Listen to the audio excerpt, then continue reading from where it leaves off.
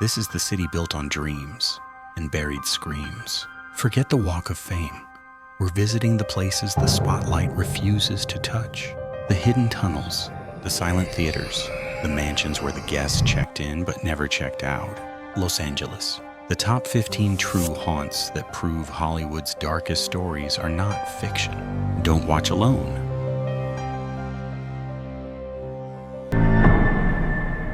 1. The Hollywood Roosevelt Hotel, Los Angeles. The air inside the Hollywood Roosevelt, the grand dame of Tinseltown, built in 1927, is thick with the residue of ambition and faded glamour. It hosted the first Academy Awards, its Spanish colonial revival architecture a silent witness to 1,000 broken dreams and 1,000,000 flashbulb moments. But history here is not merely recorded, it lingers. Employees speak in hushed tones of a distinct coldness that pervades the upper floors, an anomaly defying the perpetual Southern California heat, confirming that some of its most famous guests never bothered to check out, held fast by the very stage that defined their existence. The most notorious spectral resident is believed to be actor Montgomery Clift, who resided in room 928 during his 4-month filming of From Here to Eternity. His presence is profoundly auditory, often reported as the faint, mournful sound of a trumpet practicing down the 9th floor corridor late at night, or the heavy thud of a script being dropped onto the carpet of the demonstrably empty room. Guests sleeping adjacent to 928 have complained repeatedly to the front desk about phantom pacing, a monotonous rhythm of frustration and concentration passing through the shared wall, regardless of the room being officially vacant and sealed. Perhaps the most visually disturbing apparition is Marilyn Monroe, who stayed at the hotel for 2 years early in her career, often in Cabana Suite 1200 as she attempted to launch herself into the spotlight. While she is sometimes felt as a fleeting movement in the opulent lower-level ballroom, her most chilling manifestation is tied to a full-length mirror, which was once installed near the main hotel elevator. Staff cleaning the glass recount seeing a fleeting, sad reflection of a blonde woman adjusting her gown before the image rapidly dissolves. It is a moment frozen in the glass, a desperate, quick attempt at perfection from a woman who intensely needed the world to celebrate her. The operational logs filed by the overnight maintenance crew provide the most compelling and documented evidence of the hotel's paranormal activity. They detail elevators stopping unaccountably on specific, unoccupied floors, doors closing with verifiable force precisely when the fire marshal checked them open, and the faint, unmistakable scent of jasmine perfume near the Cinegrill lounge at 4:00 a.m. lingering for several minutes before dissipating into the filtered air conditioning. These aren't isolated tales told for tourists. They are documented operational liabilities, confirming that the echoes of Hollywood's golden age are loud, persistent, and occasionally, they lean close enough to ensure you never truly forget them.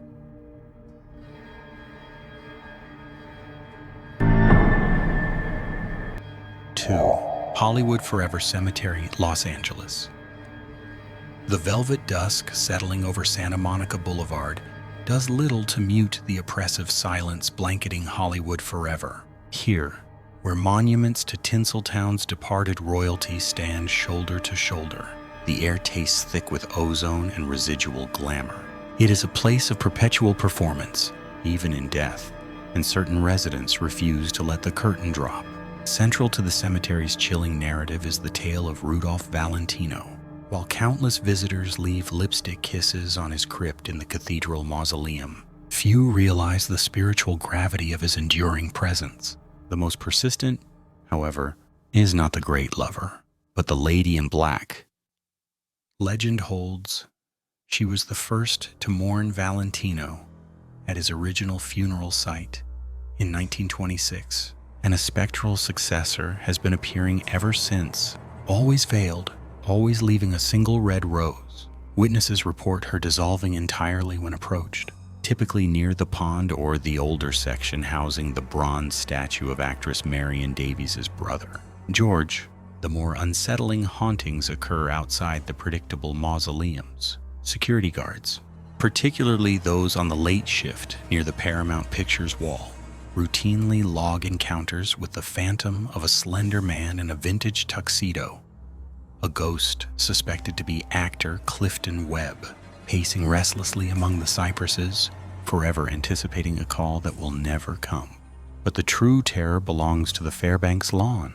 Visitors attending summer outdoor screenings often report cold spots and the distinct sound of a distant, weeping woman. Grief attributed to the spirit of Virginia Rapp, the starlet involved in the notorious Roscoe Fatty Arbuckle scandal, whose unmarked grave lies forgotten beneath the turf. As the late-night fog rolls in from the Pacific, muffling the distant sounds of the city, the sense of being watched intensifies. The stars buried here may have lost their earthly bodies, but their audience is eternal, and the whispers beneath the sprawling canopy of the oldest Hollywood trees suggest that the show, drenched in sorrow and regret, will always continue.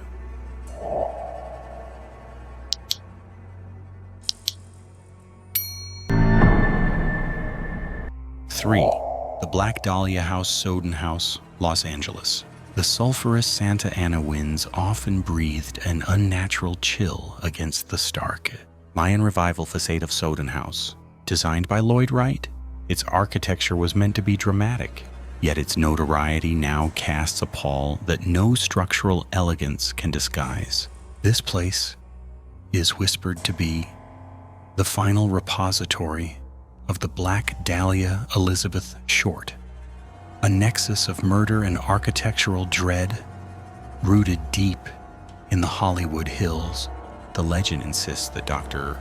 George Hodel, the primary suspect in the 1947 mutilation murder, not only lived here, but may have performed the heinous act within the confines of its unsettling walls. Investigators, decades later, found macabre photographic evidence linking Hodel to the scene. Though the house has changed hands many times, occupants report an persistent, creeping dread in the narrow, shadowed corridors. The cistern beneath the pool, sealed off long ago, is rumored to contain more than just forgotten plumbing. Some believe the doctor hid vital evidence, or perhaps parts of the victim herself. The specific hauntings focus predominantly on the master bedroom and the basement laboratory. Residents describe a pervasive smell of acetone and formaldehyde, even when the rooms are chemically sterile. Electrical disturbances plague the house, frequently dimming the lights until the interior is plunged into the blue-black darkness of a perpetual twilight.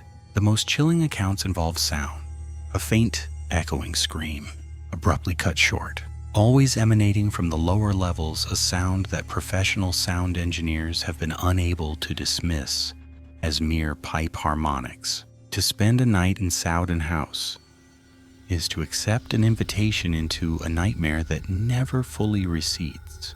The air is thick, weighted by history, and when the deep shadows lengthen in the living room, observers swear they see a faint, chalky outline forming on the expensive tile floor, mimicking the gruesome geometry of a body long gone, but never truly departed.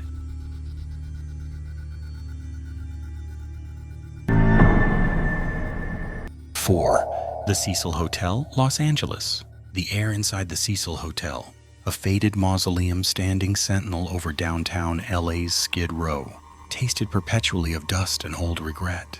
Even the daylight struggled to penetrate the grime-caked windows, leaving the grand lobby in a perpetual, sickly twilight. It was a place where tragedy was not merely an event, but the very foundation. Since opening its doors in 1924, the Cecil had become synonymous with despair, a temporary last stop for countless souls, including the infamous Black Dahlia, whose connection to the establishment remains a chilling whisper among its shadowed halls. The notorious history solidified its reputation as a locus of paranormal dread, drawing not only the desperate but the monstrous. For years, the hotel was the hunting ground of Richard Ramirez, the Night Stalker, who reputedly stayed on the 14th floor during his killing spree. washing his bloody clothes in the communal laundry room before slipping unnoticed back into the indifferent night. Later, Austrian serial killer Jack Unterweger made the Cecil his headquarters. Mirroring Ramirez's murderous tendency, it is perhaps the sheer volume of pain inflicted within its walls that gives rise to the suffocating spiritual residue. Guests report more than just cold spots. They describe palpable pressure in the narrow hallways, the feeling of being watched by unseen entities lurking just beyond the threshold of vision. Disembodied cries often echo from the upper floors, specifically the site of numerous suicides. People jumping from windows to crash tragically onto the sidewalk below. Maintenance staff refuse to work the second and third floors alone, haunted by the residual screams and sudden, violent slamming of doors that have no discernible latch.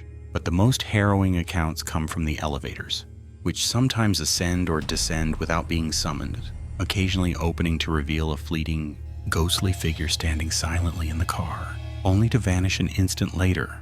The Cecil doesn't house ghosts of the dearly departed. It traps the angry, the confused, and the damned, perpetually replaying its century-long chronicle of human suffering beneath the indifferent, smoggy Los Angeles sky.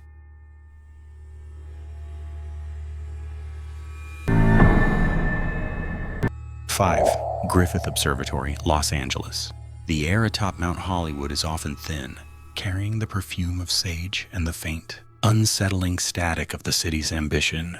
When the crowds disperse, and the grand dome of Griffith Observatory stands silhouetted against the indigo sky, a profound stillness settles, a stillness that harbors the echo of tragedy. Opened in 1935, the building was meant to bridge Earth and cosmos, yet some say it anchored something darker, something that perished here long before the concrete was poured, or perhaps something that chose the loneliness of the summit as its final stage. The most persistent legend centers on the original engineers and laborers involved in the excavation of the tunnels beneath the facility, particularly those linking the telescope mechanisms. Reports, filed in the late 1940s, dismissed as occupational stress or dust hallucinations, detail the sporadic disappearance of tools and the sound of heavy, choked breathing emanating from sealed shafts. The tragedy culminated during a flash flood event in the 1960s. While official records cite structural damage, a persistent, unauthorized narrative speaks of a watchman trapped deep within the maintenance corridors, sealed off by falling rock and a sudden surge of groundwater, his frantic pounding muffled by the seismic churn of the hill. Today, the haunting is subtle, integrated into the structure's routine. Night technicians frequently report a significant, inexplicable drop in temperature inside the main planetarium.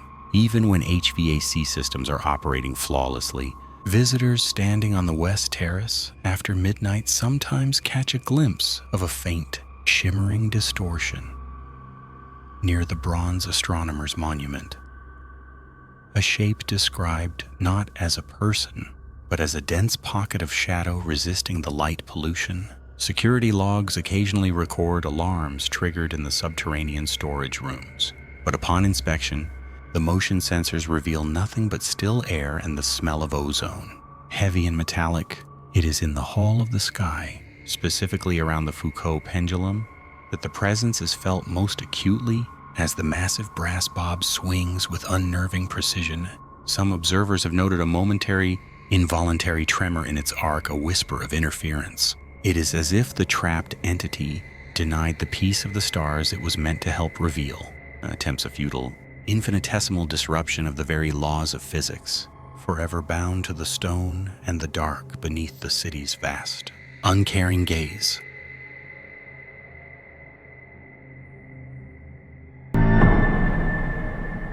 Six, Pantages Theatre, Los Angeles. The velvet seats of the Pantages Theatre, once filled with the roar of premieres and the glow of Hollywood royalty, now hold a profound, echoing silence after the house lights dim. It is a silence thick with the residue of a century of dramatic energy, and perhaps something more tenacious than memory. Backstage, the air shifts, perpetually cool even under the brightest stage lamps, an unsettling anomaly often attributed to the enduring presence of a man who loved the Pantages more than life itself. That man was Howard Hughes. The eccentric billionaire briefly owned the Pantages in the late 1940s, transforming it from a vaudeville palace into a grand motion picture theater.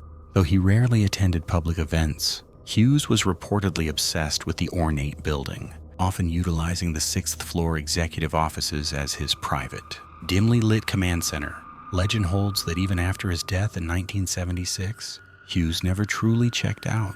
Staff members over the decades have consistently reported seeing a tall, imposing figure in a dark suit wandering the upper balconies and the administrative offices late at night, a spectral manager forever overseeing his prized possession. The sightings are often accompanied by other specific disturbances, doors locking themselves, telephones ringing in empty rooms on the 6th floor, and the unsettling sensation of being watched from the shadows of the mezzanine. But the most chilling phenomena revolve around the sound booth. Technicians frequently report the distant, rhythmic clicking of a film projector when none is running, and occasionally a low, demanding cough emanating from the darkness of the highest tier. This is the corner where Hughes often sat, remote and critical, his ghostly presence manifesting as an eternal, spectral critique of the performances below. When the theater is entirely empty, just before dawn, the silence breaks, not with applause, but with a sudden, inexplicable rush of cold air down the main aisle, a feeling of vast impatience. It is the palpable frustration of a solitary mogul, still waiting for the curtain call that will never come, his haunting a permanent fixture in the very heart of Hollywood's fading glamour.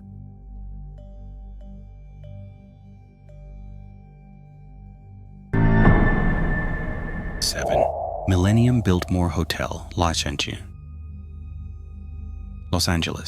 The Millennium Biltmore Hotel, a cathedral of Gilded Age splendor in downtown Los Angeles, holds its secrets in the vaulted ceilings and whispered silences of its hallways. Built in 1923, its Baroque elegance seems less a testament to history and more a shroud preserving the echoes of events too grim for the daylight. For decades, guests and staff have reported a palpable, oppressive density to the air in certain wings, a feeling that the celebration of the jazz age never truly ended, or perhaps that a party guest never truly left the premises alive. The hotel's most enduring spectral tie belongs to the notorious 1947 murder of Elizabeth Short, the Black Dahlia. Though her dismembered body was found miles away, the Biltmore's lobby bar was the last confirmed location where she was seen alive, allegedly making a phone call before vanishing forever. This tragedy seems to have permanently stained the location. Staff report the distinct, anachronistic scent of gardenias, Short's rumored favorite flower, suddenly blooming in rooms where no flowers exist, typically preceding a drastic temperature drop or the sound of indistinct, anxious weeping emanating from the stairwells. The 10th floor, specifically near the elevators, is a documented nexus of unexplained activity. Reports detail the recurring sighting of a dark, indistinct female silhouette standing motionless, often mistaken for a lost guest until she dissolves into the wall paneling near the service entrance. Furthermore, the historic, ornate elevators often ascend or descend to the 10th floor with no passengers summoned, their operation accompanied by a profound, chilling silence. The Grand Ballroom, a site of immense historical celebrations, is frequently disturbed by phantom music and the distinct sound of cocktail glasses shattering against marble floors. Even when the vast space is completely locked and empty, the consensus among long-term employees is definitive. The Biltmore doesn't just host the living, it maintains a permanent roster of the dead. Its grandeur is merely a gilded cage for the souls who checked in decades ago. Victims or partygoers, all waiting silently beneath the crystal chandeliers, destined to relive their final, fearful moments in the heart of Los Angeles.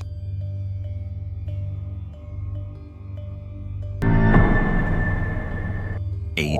Linda Vista Community Hospital, Los Angeles. The old Linda Vista Community Hospital stands in Boyle Heights, a massive, ornate shadow cast against the industrial hum of East LA. Closed since 1991, its severe Victorian architecture seems to actively absorb light, perpetually draped in the silence of neglect and the heavy scent of disuse.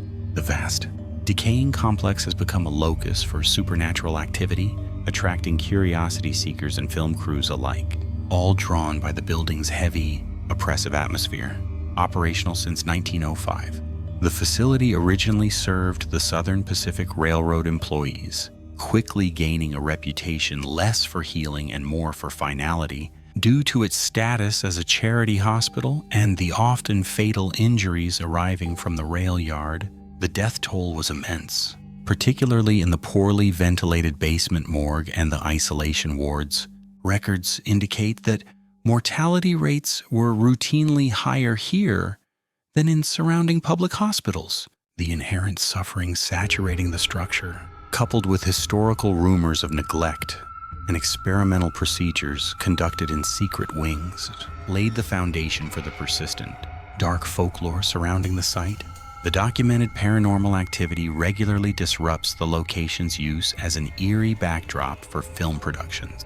Investigators and security personnel report spectral nurses gliding down the third-floor hallways, their appearances preceded by the faint, rhythmic squeak of antique gurneys that have long since been removed.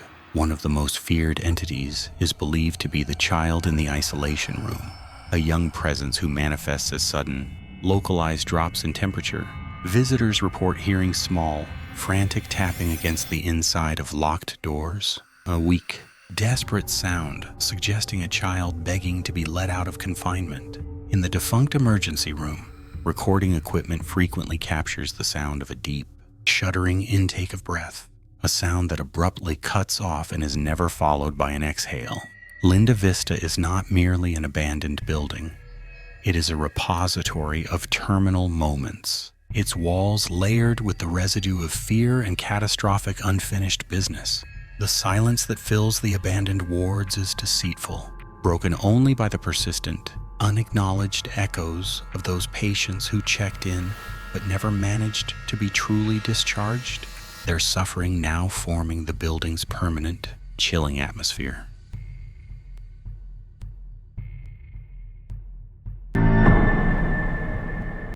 Nine. Heritage Square Museum, Los Angeles. The air in Heritage Square never settles quite right.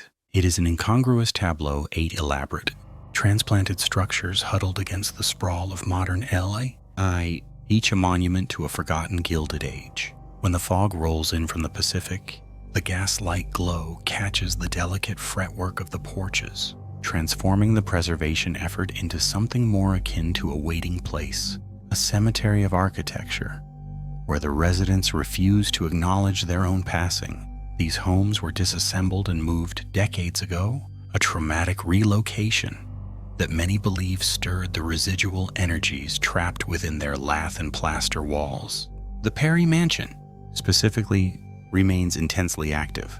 Visitors frequently report the smell of heavy floral perfume wafting through its empty upper hallways, sometimes accompanied by the distinct sound of a woman weeping softly, a sound that abruptly cuts off if approached. Security personnel have logged repeated incidents of antique music boxes activating spontaneously long after closing hours, their winding mechanisms untouched and silent just minutes prior to the activation.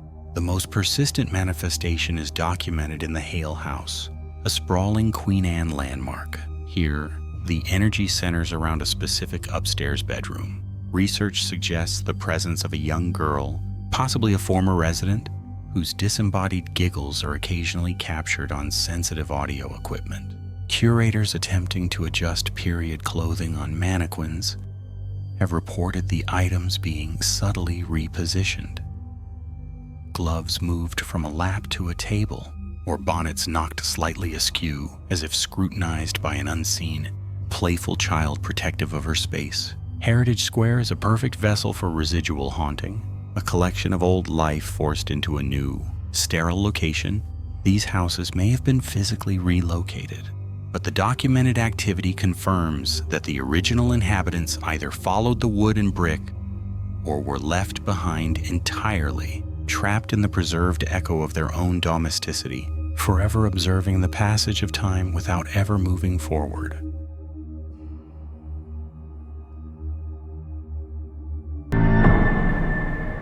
Then, the Pico House, Los Angeles. The air around the Pico House is thick, heavy with the dust of forgotten splendor. It stands sentinel over El Pueblo, its once gilded ironwork now rusted, casting long, spectral shadows across the plaza. Built in 1870 by former California Governor Pio Pico, this structure was meant to be the pinnacle of luxury, a beacon of progress marking LA's rapid rise. Instead, the building became a profound monument to decline, where ambition quickly soured into enduring spectral sorrow after Pico lost his fortune, and the property fell into crushing disrepair. The primary echoing tragedy is that of the governor himself.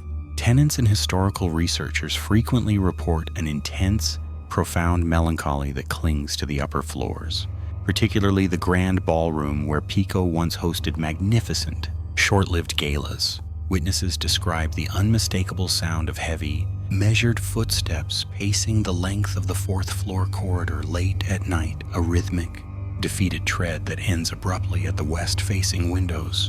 This entity is widely believed to be the governor, unable to escape the scene of his financial ruin, perpetually surveying the city he helped build but ultimately lost to litigation and despair. Beyond the spectral pacing, the structure is known for more aggressive, localized phenomena involving residual and interactive energy. The operational core of the old hotel, Room 33, is a recognized nexus of activity often linked to a young maid who is said to have died tragically during the building's brief period of operation. Cold spots defy the intense Southern California heat, dropping room temperatures without discernible cause.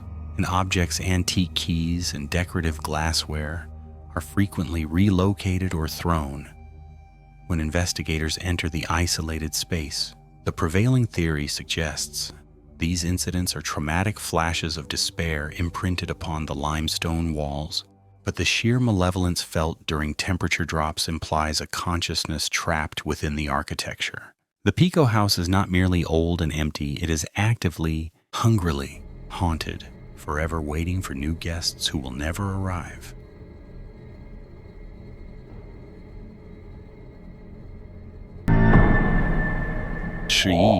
The Silent Movie Theater, Los Angeles. The air inside the historic Silent Movie Theater on Fairfax is thick, tasting of aged velvet, ozone, and the ghosts of thousand-foot reels. The very silence is an intentional, heavy thing, a relic from an era where visual drama spoke without the burden of sound.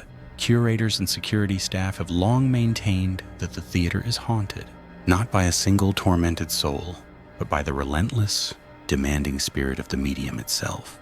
The legend centers on the original chief projectionist, a meticulous and obsessive man known only as the archivist, who saw the advent of talking pictures as an unforgivable betrayal.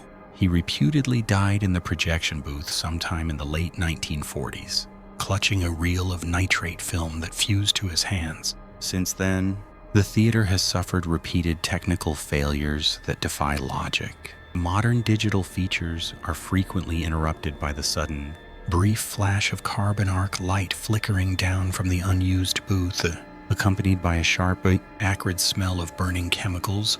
The specific hauntings are subtle but deeply unsettling.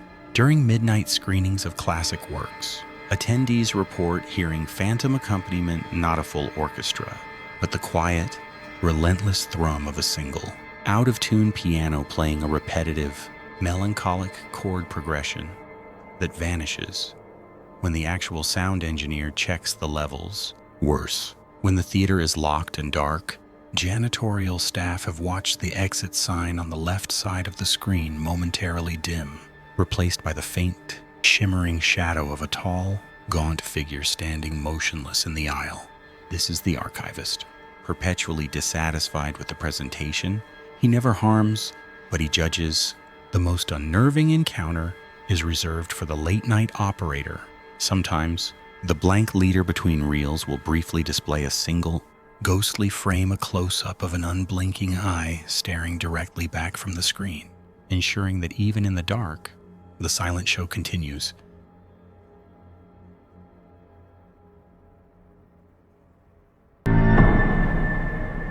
Sure. Fort MacArthur Military Museum, Los Angeles.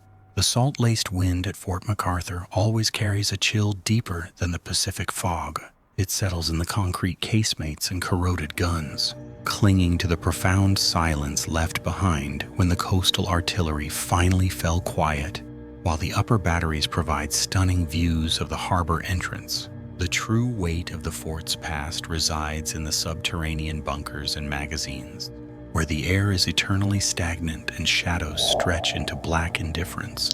Operational from the early 1900s through the anxious days of the Cold War, the fort's isolated emplacements demanded intense, lonely vigil. The primary haunting legend centers on Battery Osgood Farley, specifically its vast subterranean powder rooms. It is widely rumored among longtime staff that during the intense psychological strain of World War II, a young artilleryman named Private Kincaid succumbed to paranoia and stress, ending his life within the echoing solitude of the storage complex. To avoid scandal during wartime, the incident was allegedly concealed, and Kincaid was officially logged as a deserter. Curators and late-night security staff have since logged incidents that defy rational explanation, documenting the fort's spectral continuity.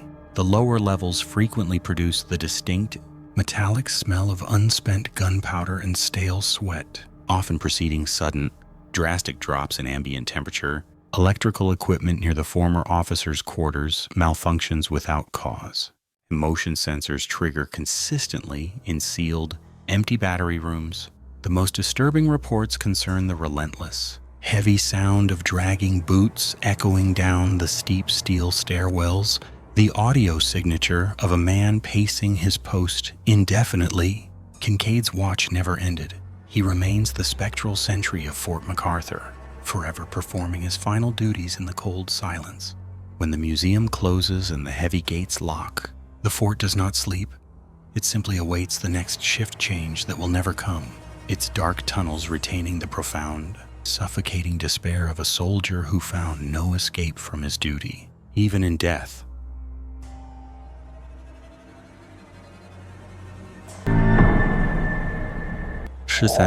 Los Angeles Theatre, Los Angeles. The Los Angeles Theatre, a monument to 1930s cinematic extravagance, maintains a chilling stillness beneath its tarnished gold leaf and crumbling crystal. Its original opulence, a gilded cage built for premieres and high society, seems to have trapped more than just memories within its Baroque walls. Designed by S. Charles Lee and opened just before the height of the Depression. The venue hosted the premiere of City Lights with Chaplin himself in attendance. As Hollywood's focus shifted westward and the theater fell into sporadic use, its immense infrastructure became a perfect receptacle for residual psychic energy, an opulent mausoleum preserving the ghosts of its golden age. The primary spectral presence reported is a melancholic woman observed in the upper balcony, almost always seated in the same section, rows P through S. Security footage often captures a distinct anomaly, a heat signature or a fleeting shadow in otherwise empty seating, usually manifesting well after midnight. More disturbing are the claims surrounding the basement dressing rooms and the storage tunnels beneath the main stage. Crew members performing routine maintenance have consistently reported the sound of children crying, a high, thin wail that echoes through the concrete passages. These audio disturbances are often accompanied by sudden, drastic drops in localized temperature. Irrespective of the HVAC settings, these manifestations are not sporadic. They appear interwoven with the fabric of the structure itself. Stagehands frequently find heavy props move between shifts, or doors inexplicably locked from the inside during rehearsals, forcing delays. The sheer scale of the theater, with its thousands of seats and cavernous lobbies, only amplifies the sense of isolation when the house lights dim, To be alone within the Los Angeles theater is to feel relentlessly observed by an unseen, eternal audience, forever locked into a silent performance of their own long-dead existence.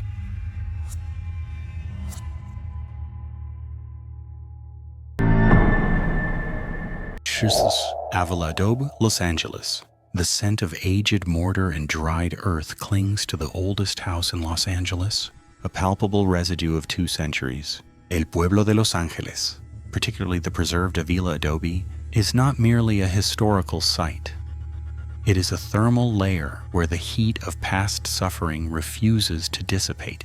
The thick adobe walls, designed to insulate against the desert sun, now seem to trap the silence of the colonial era, a silence often broken by echoes that defy explanation, signaling the property's deep, intrinsic haunting. Built in 1818 by Francisco Avila, the structure has endured the Mexican-American War, serving briefly as a U.S. military headquarters. Yet, the persistent darkness stems not from its famous occupants, but from those who perished within or nearby, victims of disease, conflict, and the harsh realities of early California life. The historical record suggests multiple deaths occurred during periods of occupation and illness, and this collective anguish remains the most active force. The most consistent legend concerns a young woman whose grief, etched into the floorboards near the central hearth, manifests as an oppressive, smothering melancholy. Curators and overnight security staff routinely document specific, disquieting phenomena that exceed typical foundation settling.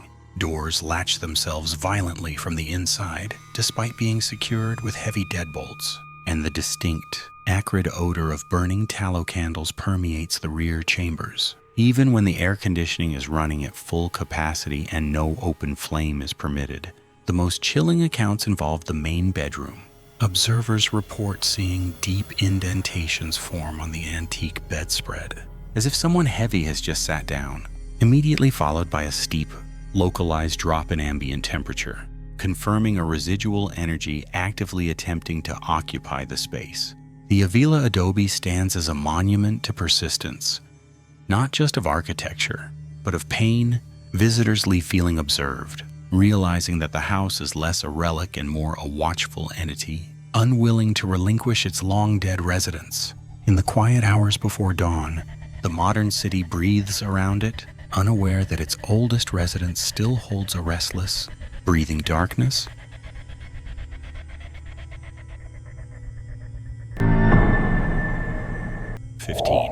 Hollywood American Legion Post 43, Los Angeles. The Hollywood American Legion Post 43, a brooding Egyptian revival edifice on Highland Avenue, holds a silence far heavier than its red velvet-draped auditorium suggests. Built for veterans of the First World War, its hallowed halls were meant for camaraderie and remembrance. Yet today, a profound, glacial melancholy permeates the air, particularly after midnight, when the ornate theater is completely dark. The sheer concentration of lost souls who sought solace within its grand walls seems to have permanently saturated the concrete and plaster. Legend holds that the building is a nexus for the spectral return of veterans, not just from the Great War, but from every conflict since, drawn back to the single place they felt truly understood. Many of the original members are believed to have died penniless or alone, their final despair clinging to the theater seats and the empty ballroom.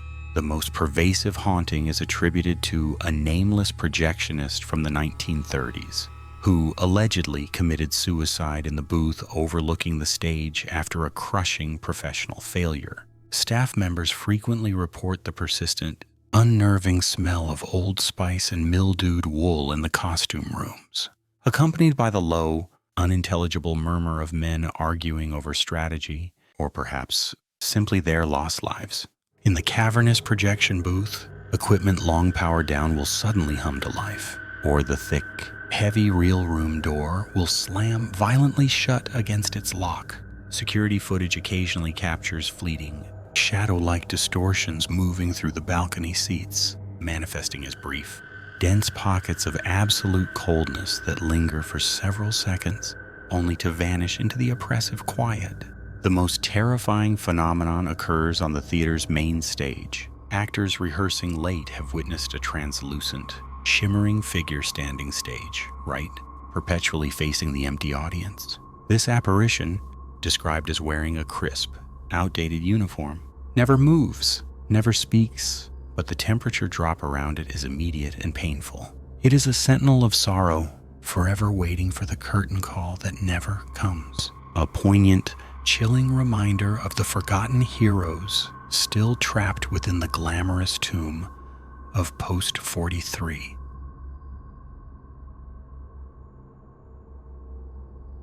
That's our countdown of the top 15 haunted places in Los Angeles. If you enjoyed exploring the dark side of LA, please like this video and subscribe for more terrifying tales. Thanks for watching.